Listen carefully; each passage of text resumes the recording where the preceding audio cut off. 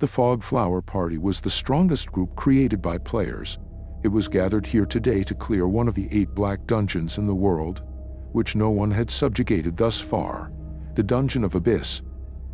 Leading the party was someone who was known as the Undead, one who cannot die at all, a berserker player who lived for the sake of killing monsters, Noh Eunha. This was also the place which ended his 32 years life as well.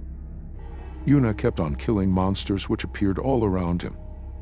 When he finally killed the last one of them, he realized that all of his team members were dead. Even though he was sad and frustrated, he went on towards the boss room himself, determined to finish him. As he opens the gate of the boss room, he sees darkness, a darkness so dense that even light would change its course so as not to offend it. In this darkness rests a terrifying entity known as the Master of Darkness. The Master of Darkness opened his eyes, and Noh Eunha was pierced by the power of darkness. He was blasted out of the room and his body was covered with injuries. That is when he realized that it was impossible for humanity to defeat the Master of Darkness. He was too strong, so much stronger than any human could fathom. Eunha sighs and laughs in a mocking way, as this place was probably going to be his grave. As he was about to die, he hears the trembling voice of a woman. He turns his head and sees a woman crying and trying to heal him. He was shocked to see Li Yuzhong, his partner, alive. He then urges her to run quickly, but the girl, being stubborn, was still healing him. Then she realizes that his injuries are too severe. Only a miracle could save him now. As Eunha was reminiscing his past, the girl remembers something, and with tears in her determined eyes, says something unprecedented. Even if I have to turn back time, no matter the cost, I will do it. Suddenly a tower of light falls on them, and before Eunha could process what was happening, he found himself in front of a couple who were saying his name. At first Eunha was confused, but then the confusion turned into shock because what Eunha thought to be the afterworld was nothing but his home. He then realized that he had returned back to time when he was 1 year old, and the couple standing in front of him were his parents. He remembers that until someone activates the miracle, it was impossible to turn back time, which means Yuzhong activated the miracle right before he died. Well, she was one of the 12 thrones, so it was possible for her to do that. Eunha never would have thought that he would be able to see his parents once again, as they died to the monsters when he was 6 years old. From then onwards he lived in hatred and had one purpose: to annihilate all of the monsters. But now he had been given a second chance, and this time he will protect his family and change the future. But the problem here is, even though he had the memories of the future, he was powerless as he was a baby. In other words, he couldn't do anything. His daily routine consisted of eating and sleeping. But today he made his first progress. He learned to roll. Cheering him from the side was his elder sister, Noh Eunha. The memories of his sister were even foggier than those of his parents in his mind. But there was a moment he remembered clearly, the moment where she hugged him tightly and said she would protect him. That was also the day his parents died to the monsters. Now seeing her once again made his heart warmer, and yes, he even completed the mission to roll over. The girl was very happy and excited seeing this and hugged him. Now Eunha was 9 months old. He was training his mana while sitting alone in the room. Even if it is just a small amount, mana still existed in the atmosphere. Eunha was going to gather as much mana as he could in order to increase his mana capacity. Suddenly, he hears the voice of his sister, who once again came to play with him. In these months Eunha discovered something shocking. His little sister, who always disturbs him, contained a lot of mana. So much mana that it was overwhelming to even look at it. His sister picks him up and says that she would teach him walking. And so another 4 years passed. Noh Eunha was now 4 years old and he could walk and talk. There were also other things he could do, and the time he spent outside home increased as well. His sister brought him out to the park once again. There were other small children playing, and seeing Eunha's sister, they greeted her. It was obvious that she was pretty popular among the kids. Compared to her sunny personality, he was really dull. As he was self-talking, he heard the rude voice of a girl. She rudely tells Eunha that he shouldn't have come here. Eunha replies saying that it was his sister who dragged him here, and at last says stick Minji. This obviously angers the girl, and she starts shouting that her name is Kim Minji, not Stick Minji. Eunha ignores her and walks away. Eunha's sister calls everyone and then decides to play cops and robbers. Eunha wanted to deny playing as this was too childish, but seeing her sister's beautiful smile, he stopped himself. They played until evening. It was evening and they both were returning back to home. Eunha was complaining to his sister that they were covered in dirt and Mom was going to nag both of them. Suddenly, he sensed a dangerous energy in the alley.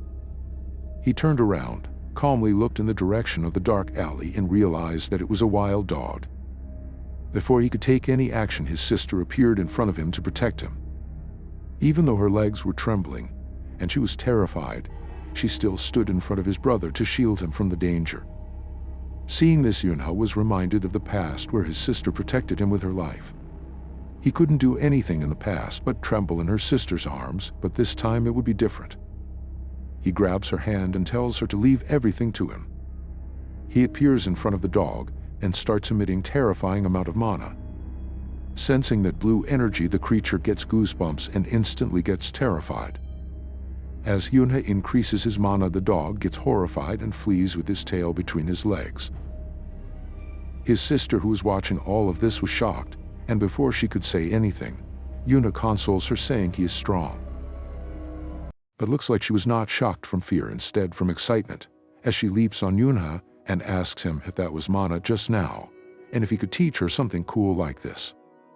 Seeing her being so persistent, he finally agrees to teach her. He was going to teach her anyway. Guess this incident made it much faster. He will always protect the beautiful smile on his sister's face. There is still 2 years before that incident, where his family was massacred. He was 6 years old at that time. He needs to stop that incident from happening. In order to change the future, he would do anything. 1 year has passed and now Eunha was 5 years old. He was teaching his sister to control mana by making her spin the top using mana. But he sure was disappointed. Even though his sister was born with tremendous mana, she had zero talent in controlling it. He sighed seeing her trying so hard. Eunha and his whole family were watching TV. His mother reminds Eunha that next year when he turns 6 he has to go to kindergarten. This was not the first time his mother asked him.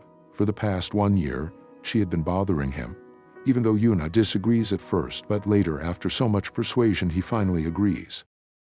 He didn't want to be stuck between those whiny kids all day, but he had already promised. There was only 1 minute left until the end of the year. The anchor of the show that they were watching announced that today would be a moment that leaves a mark in the history of humanity. The screen then changes, and this time a girl broadcaster appears inside of a helicopter. She says that they are in the Jeonmyo Shrine, and this is the place where their ancestors, all of Joseon dynasty kings and queens, were buried, and today a new chapter of Korea's history was starting. Listening to this, Eunha reminisced about the past event where all of this started. After humanity understood how to use mana, people were busy using it all the time, and so they didn't realize that when mana is gathered, monsters are born from it. And in 1999, before the 21st century started, that incident took place.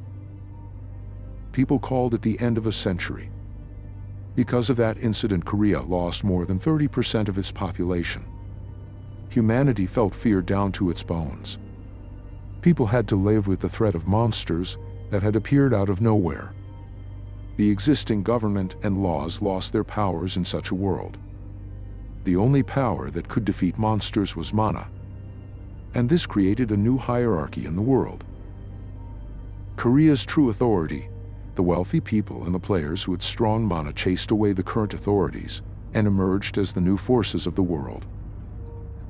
But a lot of damage was already done by the time the situation stabilized, as cities lost their connection between each other, and isolated areas had no choice but to wait for the monsters to destroy them. But in a Korea that was filled with despair, a small flame was lit. At that moment there was a sudden change in the TV and Eunha came back to the present. In the TV they see a beautiful woman who is called Goddess Lim Ga-yeol. She used to be a famous actress and became the first-generation goddess who protected Korea. She possessed the ability to stop mana from going rampant and to disperse mana. All the players who protect the altar will become the swords that protect Korea, known as the 12 Thrones. Players are controlled by the Mana Management Bureau in name, but most of the powerful players will create clans and work in them. As the person who possesses a rare gist that can stop monsters and carries the public opinion of Korea, Lim Ga-yeol was chosen as one of the top players known as the 12 Thrones. She then performs the ceremony to become one of the 12 Thrones. She recites an oath to the gods and then, a cocoon of blue light envelopes the whole city. The news broadcaster was excited and explained that this hemispheric blue barrier which was created now covered the skies of Seoul, would prevent the mana from going on a rampage. Seeing this phenomenon, Eunha's family comes to the veranda to see it. Each and every family member prays to the light for the well-being of their family and the world. Eunha's sister tells him to pray to the gods too. Eunha sighs. It's because he knows that there were no gods in this world, because the gods had already died long ago. The blue phenomenon disappeared and the sky once again turned black. Seeing that his sister was still praying, he too folds his hands and says that, in this life he wants to live happily with his family. Time passed. Noh Eunha had now turned 6, and the incident that had caused Eunha to lose his family slowly approached. Having turned 6, Eunha had now enrolled into kindergarten. Teacher Teo was asked everyone to welcome a new friend who would be joining from today. He then pushes Eunha forward and asks him to introduce himself to everyone. Eunha then says his name and that he is 6 years old. The teacher obviously didn't expect such a short answer coming from a kid's mouth, so he says Eunha to introduce a bit more as he would make a lot more friends with that.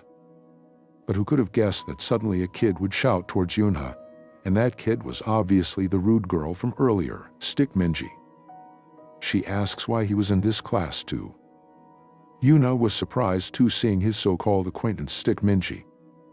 The girl gets up with anger all over her face as she hated when Eunha called her Stick Minji.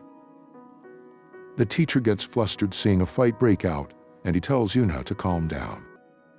Just after a second, all the students come flocking towards Eunha, obviously because they want to be friends with him. Seeing this, the teacher smiles and goes away.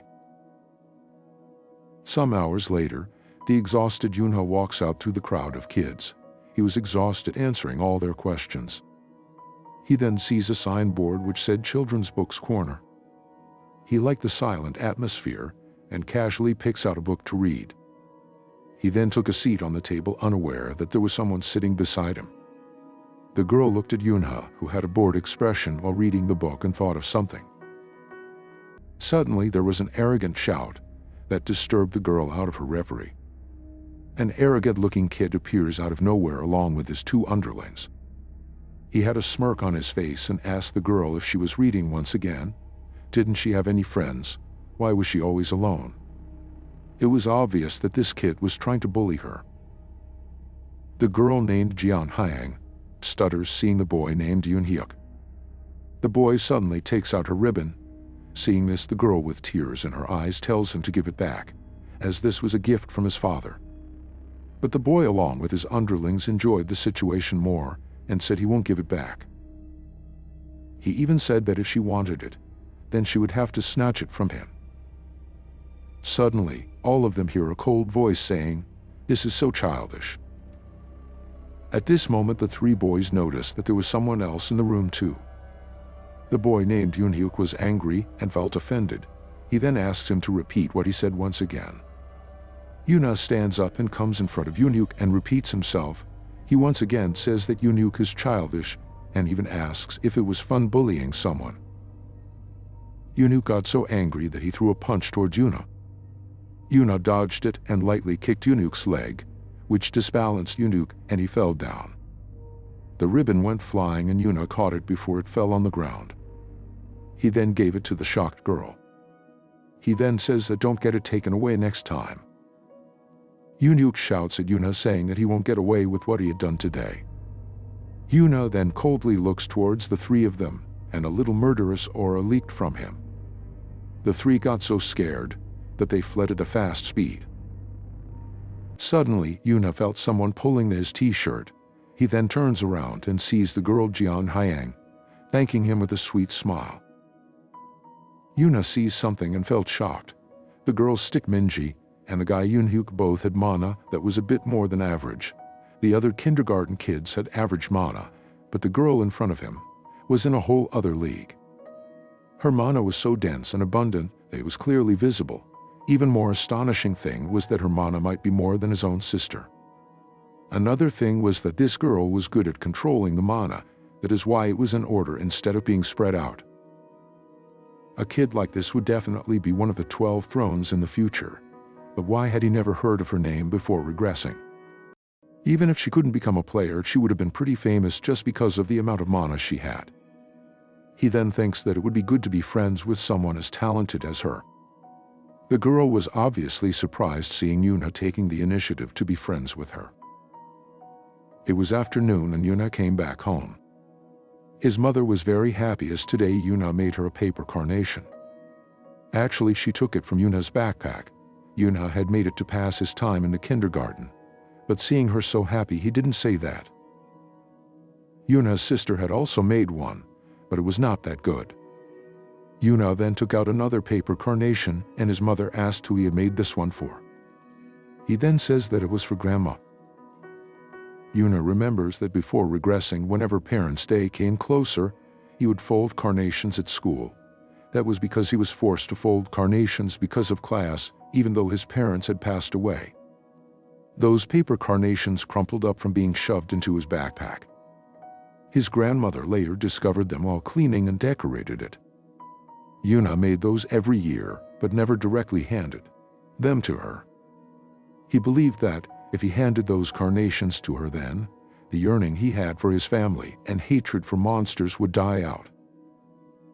He didn't show her any gratitude until the day she passed away, so in this life he wouldn't repeat the same mistake. It was May 4th, and the goddess government decided to open up the restricted roads. It was to let the citizens reunite with their families for the upcoming family month. In preparation for the appearance of monsters on the newly opened roads, they even hired a great number of players.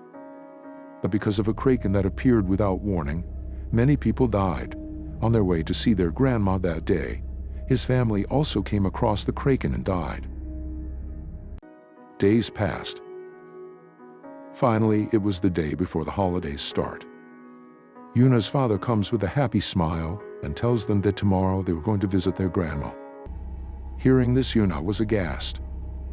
The day finally appeared, and he had to stop them no matter what. That's all for this video. I hope you had fun while listening to this story. If you want a second part, then please comment.